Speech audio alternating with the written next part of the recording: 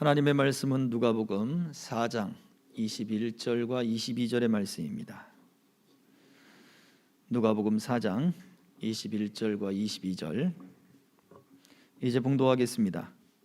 이에 예수께서 그들에게 말씀하시되 이 글이 오늘 너희 귀에 응하였느니라 하시니 그들이 다 그를 증언하고 그 입으로 나오는 바 은혜로운 말을 놀랍게 여겨 이르되 이 사람이 요셉의 아들이 아니냐. 아멘.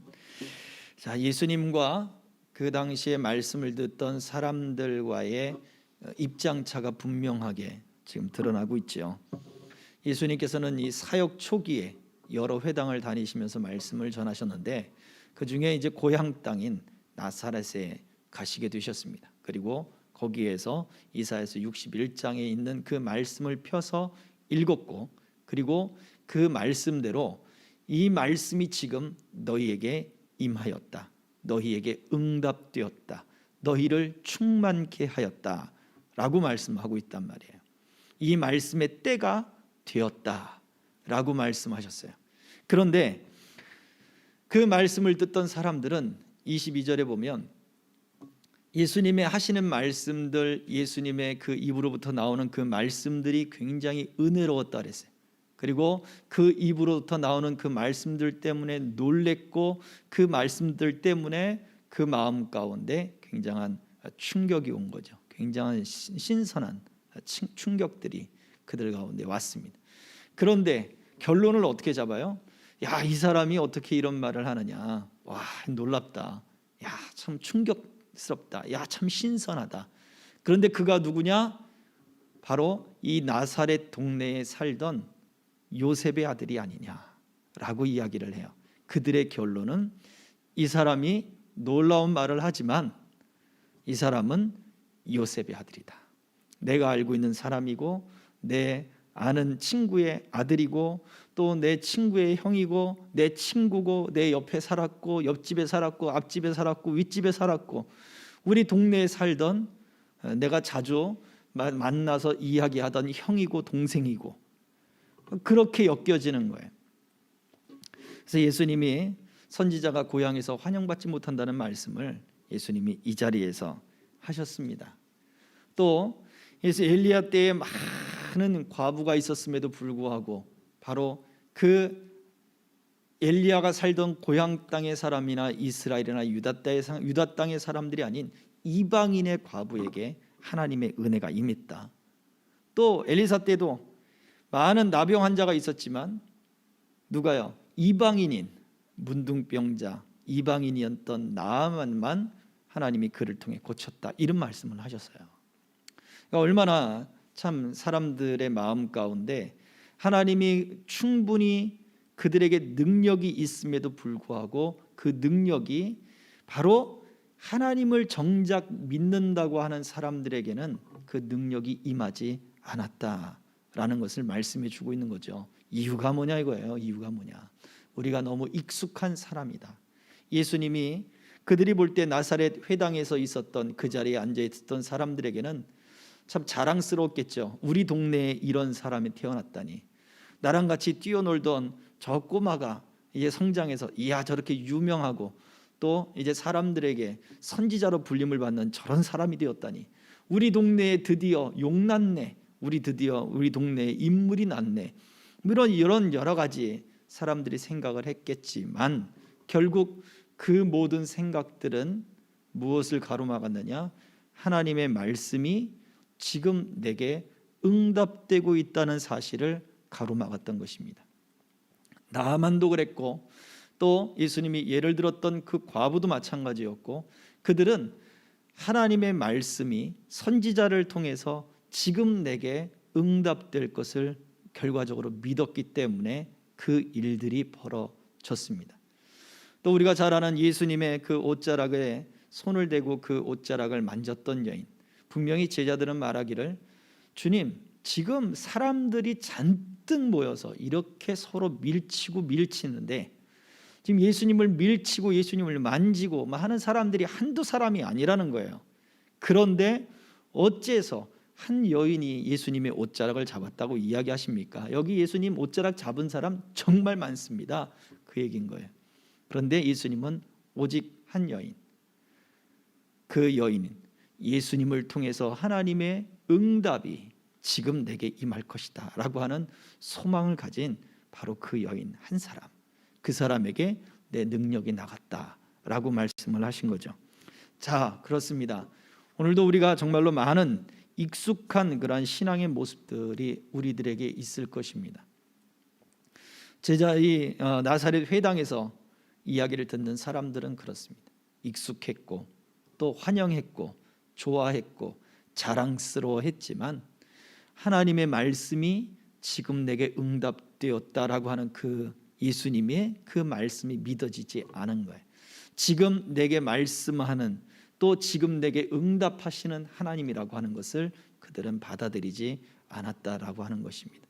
그래서 오늘 저와 여러분들이 예수님께서 하셨던 말씀, 누가복음 4장 21절, 오늘 이 글이 너희 귀에 응하였느니라, 이 글이 너희 귀에 충만해졌느니라, 이 글이 너희 귀에 때가 되도록 했느니라, 이 글이 너희 귀에 어떻게 해요? 모든 슬픔이 끝나고 눌린 것들이 끝나고 갇히고 잡혔던 모든 슬픔의 그 시기가 다 끝나게 하였느니라. 왜요? 이유가 무엇입니까? 예수님께서 그 자리에 계셨기 때문에 그래요. 예수님께서 오셨기 때문에 그래요. 예수님께서 우리에게 오셨잖아요. 예수님께서 우리와 함께 계시잖아요. 그래서 그분의 이름이 임마누엘이잖아요. 예수님이 함께 계시기 때문에 하나님의 약속이 응답된 것입니다. 우리는 익숙해서 믿는 것이 아니라 예수 그리스도의 그 말씀이, 하나님이 살아계시고 또 나를 위해 보내신 예수 그리스도께서 나와 함께 하시기 때문에 그 말씀이 응답되었다는 사실을 오늘 우리가 받아들여야 된다는 것입니다. 이 믿음이 저와 여러분들에게 계속해서 있어지기를 주의 이름으로 축복합니다. 아멘. 우리 지난 주일 말씀을 살펴보면서 계속해서 한번 보도록 하겠습니다. 자, 첫 번째, 예수님의 사역 초기 자신이 잘하신 나사렛 회당에서 이 글이 너희 귀에 응하였다고 말씀하셨을 때 사람들의 반응은 무엇이었습니까? 자, 오늘 우리가 함께 나눴던 말씀이죠. 다시 한번 읽어볼게요. 시작. 그들이 다 그를 증언하고 그 입으로 나오는 바 은혜로운 말을 놀랍게 여겨 이르되 이 사람이 요셉의 아들이 아니냐. 보세요. 그들이 증언하는 것은 하나님의 아들이다라고 증언한 게 아니에요. 이 사람은 요셉의 아들이다라고 증언한 거예요. 이 사람은 요셉의 아들이다. 우리에게 익숙한 사람이다. 내가 배워서 아는 사람이다. 내가 옆에서 봤던 사람이다. 뭐 그렇게 다 지금 그렇게 이야기를 하는 거예요. 그래서 은혜로운 말씀을 은혜로 받아들이는 게 아니라 놀랍게 여긴 거죠. 그들의 마음에 어떤 그냥 놀이같이 또는 그들에게 어떤 신기한 이야기같이 그냥 그렇게만 바라본 거예요. 하나님의 말씀으로, 하나님의 은혜로, 하나님의 응답으로 바라보는 것이 아니라 나 저 사람 알아. 그렇게만 받아들이는 거예요. 자, 오늘날 저 이야기가 우리들에게는 어떻게 적용이 될까요? 우리들은 어떻게 반응을 했을까요? 우리들은 옛날에 예수님이 그렇게 말씀하셨지 이렇게 반응한단 말이죠. 내가 어릴 때부터 그건 배워왔어요. 이렇게 반응한단 말이에요. 하나님의 말씀이, 이 글이 지금 너에게 임하였다. 이 글이, 이 말씀이 지금 너에게 응답되었다. 응답으로 받지 않고 들어서 알고 있고 옛날에 배웠고요. 예수님이 그렇게 하셨대요. 그렇게 받아들이는 것이 바로 그 당시 사람들의 모습이라고 하는 거예요. 2000년 전에 그 사건이지 뭐 지금 오늘날 나한테도 뭐 동일한 사건이겠어? 이렇게 받아들인단 말이죠. 그러나 오늘날 저와 여러분들이 어떻게 반응해야 되겠습니까? 예수님이 이 말이 지금 너희에게 임했다라고 하는 이 말이 생생하게 우리에게 아멘 하고 받아들여야 되는 거예요.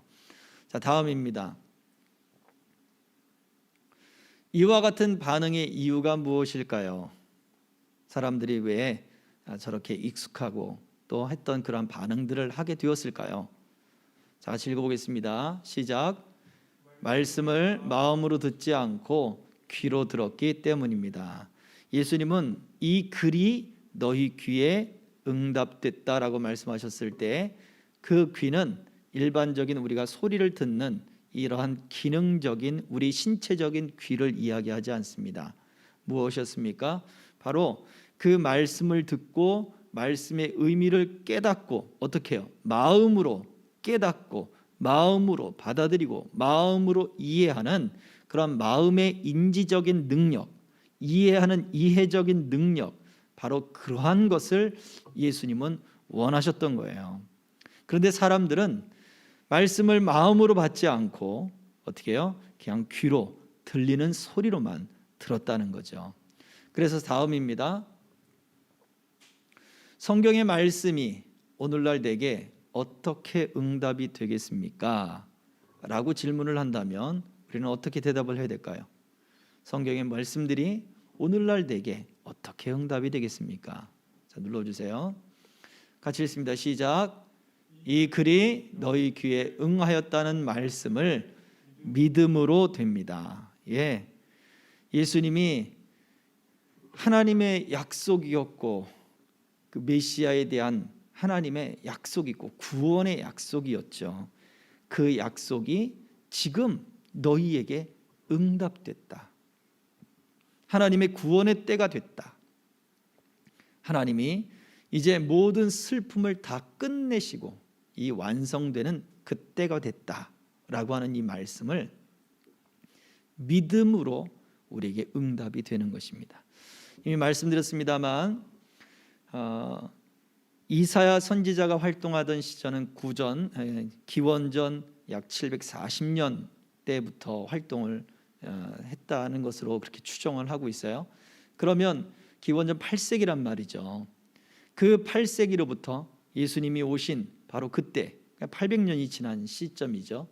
그 약 800년이 지난 시점에 예수님이 지금 800년 전의 이야기를 지금 800년 전에 이야기를 꺼냈던 이사야가 800년 후의 사람들에게 그 이사야의 글을 읽어주고 있어요. 말이 800년이죠. 굉장히 놀라운 어마어마한 시간들 아니에요? 그러면 오늘날 예수님이 지금 2000년 전에 사람들에게 이야기를 읽어주고 있는데 2000년 후에 사람들이 똑같이 우리도 지금 그 이야기를 듣고 있다는 것과 같습니다. 그러면 800년이나 2000년이나 시간적으로 뭐 1200년의 시간이 차이는 있지만 사실상 그 시간의 개념은 의미가 없어요. 왜냐하면 800년 전에 예수님의 이야기를 듣던 사람들이 800년 전의 사건 아니냐라고 받아들이면 소용이 없다는 거죠. 2000년이 지난 우리도 그 2000년 전의 사건 아니냐라고 받으면 소용이 없다는 거예요. 또 어떤 걸 말씀을 드렸습니까?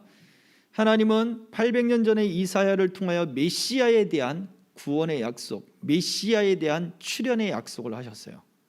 그래서 새로운 하나님의 세계를 열 것에 대한 약속을 하셨어요.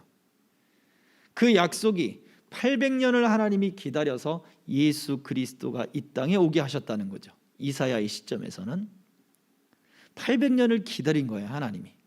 그러면 오늘날 우리의 시점에서는요, 예수님이 오시고 난 다음에 2000년이 지나는 그 시점에 하나님은 우리를 기다려 주신 거예요. 자, 우리로부터 이제 또 2000년의 시간이 또 더 지났다고 생각을 해보세요. 그러면 예수님의 시점부터 4000년이 지난 거잖아요. 그 사람들은 어떻게 될까요? 그 우리의 후손들은 어떻게 될까요?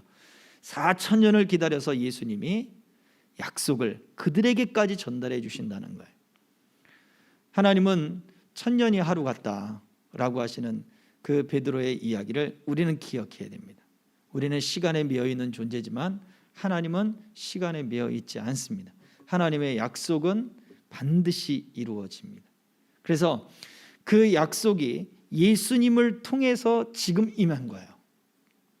예수님을 통해서 예수님이 이 땅에 오셨으니까 봐라, 지금 모든 슬픔을 끝내는 하나님의 약속, 메시아에 대한 하나님의 약속, 구원에 대한 하나님의 약속, 자유에 대한 하나님의 약속이 나를 통해서 지금 이 자리에 임했다, 이 말씀을 주신 거란 말이에요. 그래서 우리는 예수님을 통해서 하나님이 우리를 구원하셨다. 예수님을 통해서 하나님이 우리에게 이제 그 약속을 이루어 주셨다는 것을 뭐 하면 돼요? 믿음으로 받아들이면 되는 것입니다. 그래서 예수 그리스도를 믿는 자마다 구원을 받는 거예요. 하나님의 약속으로 오신 주님, 구원의 메시아로 오신 그 약속에 지금 응답됐다. 이거를 받아들임으로써 우리는 구원받는 것입니다. 자, 다음입니다. 자, 믿음의 복은 어떤 이들에게 주어집니까? 네, 말씀을 드렸죠. 같이 읽어보겠습니다. 시작.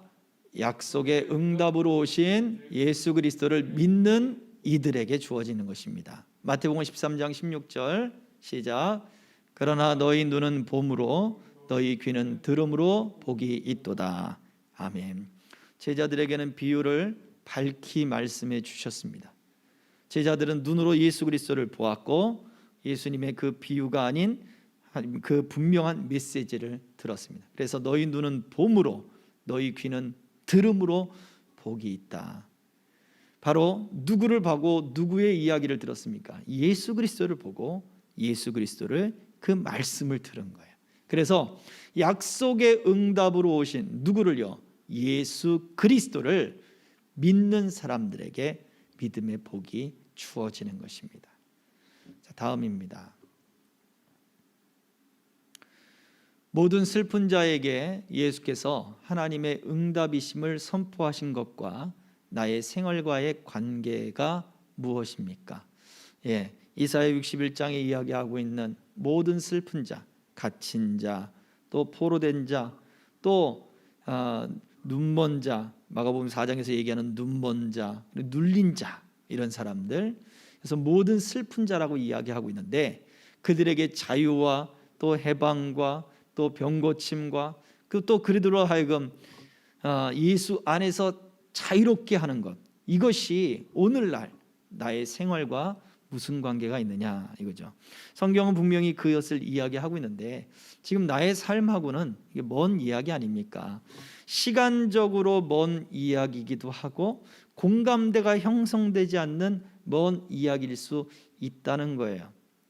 왜 내가 당하고 있는 지금 문제하고는 전혀 별개의 문제인 것 같으니까 그런 생각이 들거든요.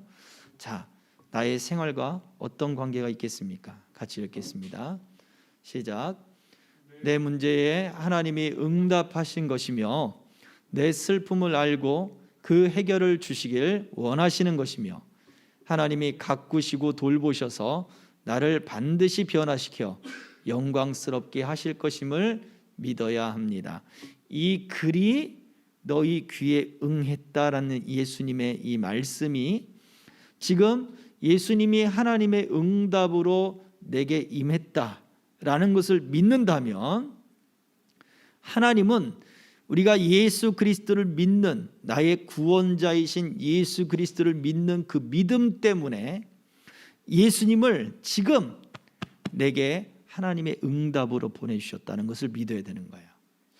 우리의 응답은 어디에 있느냐? 지금 내 문제가 바뀌는 게 아니라 예수님이 내게 찾아오신 것이 하나님의 응답이에요.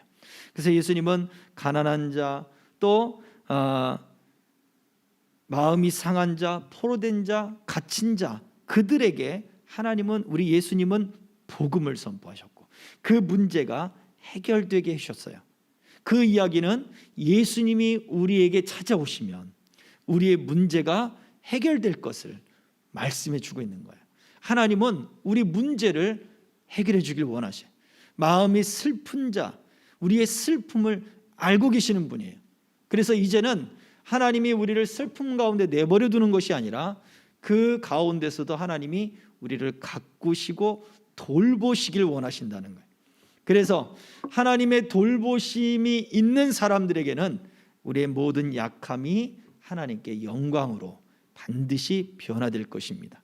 우리는 이 사실을 믿어야 되는 거예요. 그래서 이 말씀, 이 글이 너희 귀에 응했다는 이 말씀이 나의 삶하고 어떤 관계가 있냐? 내 슬픔을 아시는 하나님, 내 문제를 바꾸실 것을 원하시는 하나님, 나를 돌보실 것을 원하시는 하나님. 그래서 내 문제를 통해서 하나님이 영광 받으실 것이다. 누구 때문에? 예수님 때문에. 우리는 이 사실을 믿어야 된다는 거예요. 이것이 내 지금 생활과의 관계요, 내 문제와의 관계의 모습입니다. 자, 다음입니다. 자, 예수님께서는 율법과 선지자들을 완전케 하러 오셨다고 하셨죠. 그런데 이렇게 율법과 선지자들을 완전케 하러 오셨다는 말씀이 내 문제 해결에 주는 의미가 또 있습니다. 그것이 무엇일까요? 율법과 선지자를 완전하게 하셨다. 이것이 우리에게 주는 의미, 내 문제 속에 주는 의미. 같이 읽어볼까요? 마태복음 5장 17절입니다. 시작. 내가 율법이나 선지자를 폐하러 온 줄로 생각하지 말라. 폐하러 온 것이 아니요 완전하게 하려 함이라. 예. 폐하러 온 것이 아니라 완전하게 하려 했다. 자, 다음 눌러줘 보세요. 한 번 더 읽겠습니다. 시작. 뒤두르기요. 시작. 모든 슬픔의 때가 만기가 되어 끝났다는 것을 의미합니다. 예, 이게 잘 생각해 보셔야 돼요. 폐하러 왔다. 이게 끝났다라고 하는 것처럼 보이지만 폐하는 것이 아니라 완성시키고 완전하게 했다. 불완전한 것을 채워서 완전하게 했다라고 하는 의미가 있어요. 그래서 슬픔이 무자르듯 딱 잘린다기보다 그 슬픔을 통하여 내가 지금 문제를 통하여 어떻게 해요?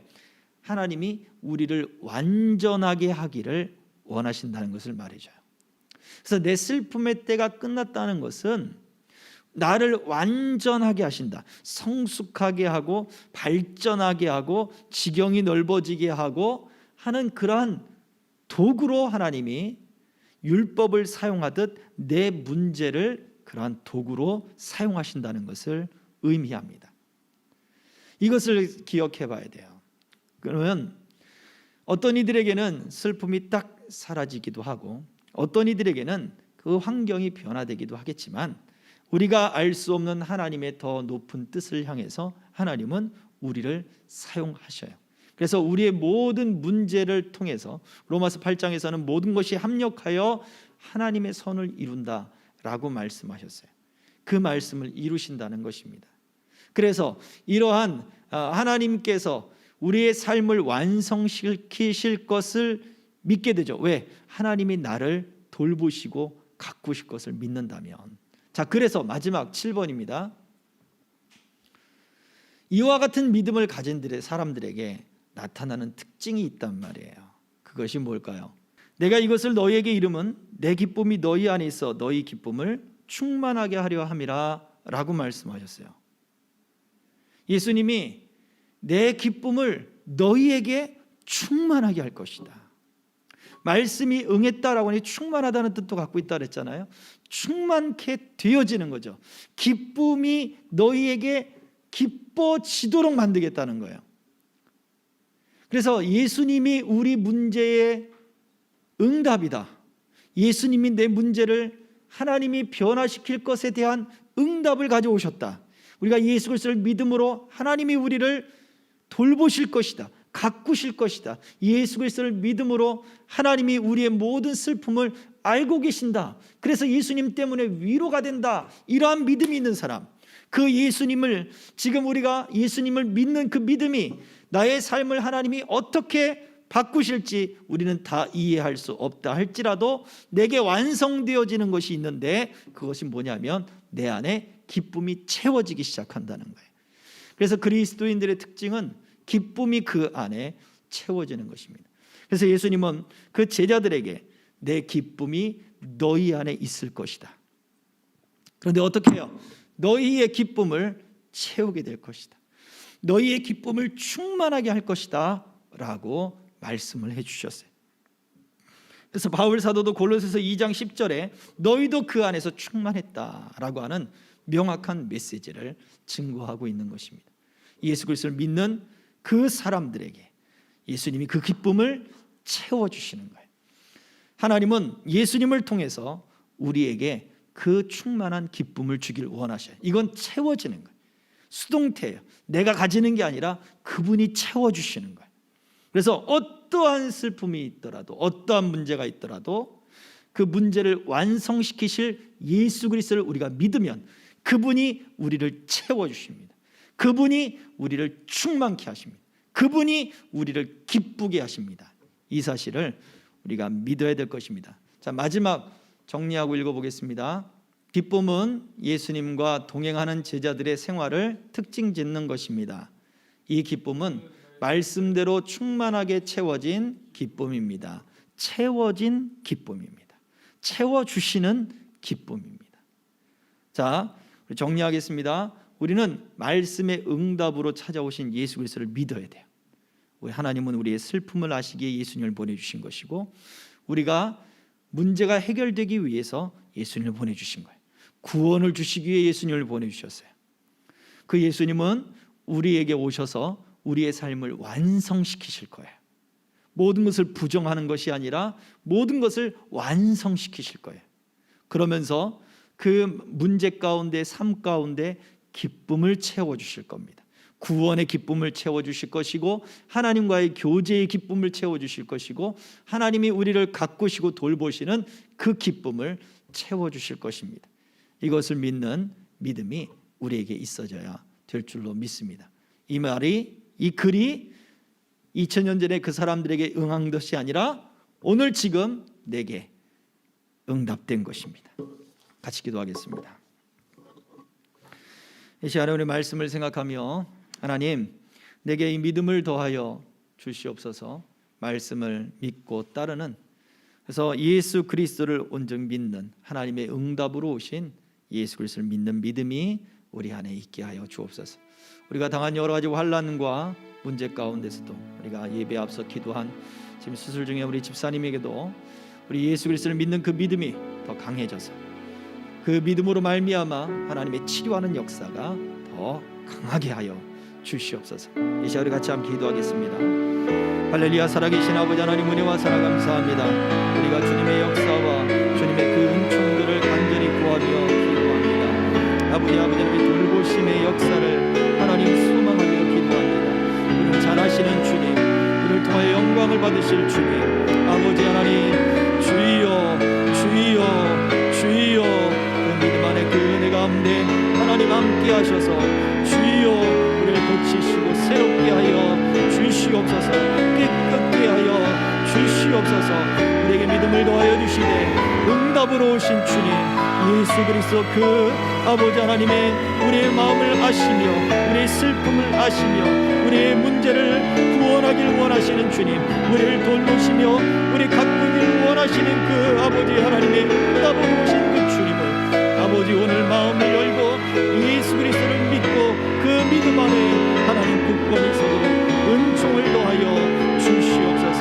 이 믿음으로 하나님 우리가 서서 주여 충만한 기쁨과 은혜로 서 있게 하여 주시옵소서. 네, 한 번 더 기도하겠습니다. 두 번째 기도할 때 우리 생명길에 우리 동행자들을 위하여 기도합시다. 우리가 당하고 있는 여러 가지 문제들이 있습니다. 가정의 문제, 또 생업의 문제, 직장의 문제, 또 사람과의 교제의 문제, 또 여러 가지 우리 심적인 문제, 하나님 이 모든 문제 가운데 오직 예수 그리스도, 이 문제의 구원으로 찾아오신 예수 그리스도, 하나님의 위로로 찾아오신 예수 그리스도, 하나님의 응답으로 찾아오신 예수 그리스도, 우리가 지금까지 당했던 모든 슬픔의 때가 다 됐음을 알리러 오신 그 예수 그리스도를 믿는 믿음이 우리 성도들에게, 우리 동행자들에게 가득하게 하여 주시어서 믿음으로 살게 하여 주시옵소서. 믿음으로 일어나게 하여 주시옵소서. 그 말씀을 믿는 믿음 안에 승리하는 삶들이 되게 하여 주시옵소서.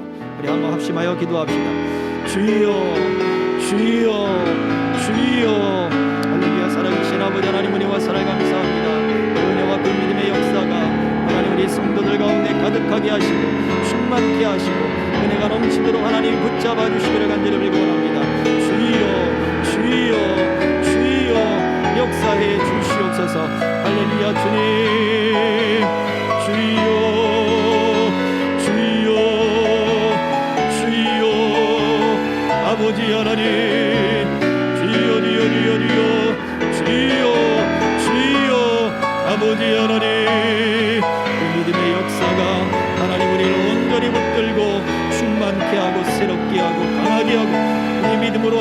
살게 하시고 예수 그리스도를 붙잡는 그 믿음 안에 주님 설 수 있도록 응답해 주시옵소서. 우리의 모든 슬픔의 응답이요, 우리의 환난의 때의 응답이요, 우리의 기도의 응답이요, 구원의 응답이요, 하나님 위로의 응답이요, 우리의 모든 삶의 위로의 응답이 되시는 우리 주 예수 그리스도를 믿는 그 믿음으로 말미암아 모든 문제들이 하나하나 다 주 하나님 안에서 선하게 완성되게 하여 주옵소서. 하나님의 뜻을 이루어 주시옵소서. 하나님의 역사를 나타내 주시옵소서. 하나님의 의의 나무여 우리 아버지 돌보시는 아름다운 아버지 하나님, 그러한 모습으로 영광스러운 하나님의 영광이 드러나는 우리의 삶이 되도록 이끄시고 붙잡아 주시옵소서. 주께서 함께 하시기를 간절히 빌고 원하오며 예수 그리스도의 이름으로 기도하옵나이다. 아멘. 참 좋으신 아버지 하나님, 감사합니다. 우리에게 응답으로 찾아오신 주님을 믿는 믿음이 있게 하여 주옵소서. 우리의 모든 슬픔의 때가 지났고 우리의 모든 가련한 때가 지났고 우리 아버지 하나님이 회복해 하시며 고치시며 구원하시는 때가 되었어. 아버지 하나님, 그 때를 위하여 보내신 예수 그리스도가 오늘 나의 삶 속에, 나의 모든 문제 속에, 하나님 내 영혼 속에 완전한 구원을 이루고 완전한 하나님의 뜻을 이루는 하나님 그 응답인 것을 믿게 하여 주옵소서. 우리에게 기쁨을 채워주시사 하나님의 돌보심 때문에 기뻐지게 하시고 슬픔이 변하여 기쁨이 되게 하시고 아버지 하나님 근심이 변하여 찬송이 되게 하시고 하나님을 향한 아버지 감사의 노래가 되게 하여 주시옵소서. 아버지, 지금 수술 중에 있는 우리 집사님 기억하셔서 하나님 그 모든 수술이 오직 주의 은혜 가운데 깨끗하게 주님 진행되도록 역사해 주시고 조직과 혈관과 세포와 하나님 피부까지 완벽하게 하나님 회복되도록 은총을 더하여 주시옵소서. 그 가정에도 하나님의 위로와 하나님의 돌보심이, 그래서 하나님의 영광이 더 충만히 드러나도록 이끌어 주시옵소서. 감사를 드리며 예수 그리스도의 이름으로 기도하옵나이다. 아멘. 그러므로 너희는 이렇게 기도하라.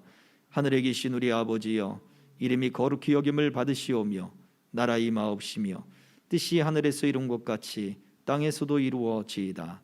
오늘날 우리에게 일용할 양식을 주옵시고 우리가 우리에게 죄 지은 자를 사하여 준 것 같이 우리 죄를 사하여 주옵시고 우리를 시험에 들게 하지 마옵시고 다만 악에서 구하옵소서. 대개 나라와 권세와 영광이 아버지께 영원히 있사옵나이다. 아멘.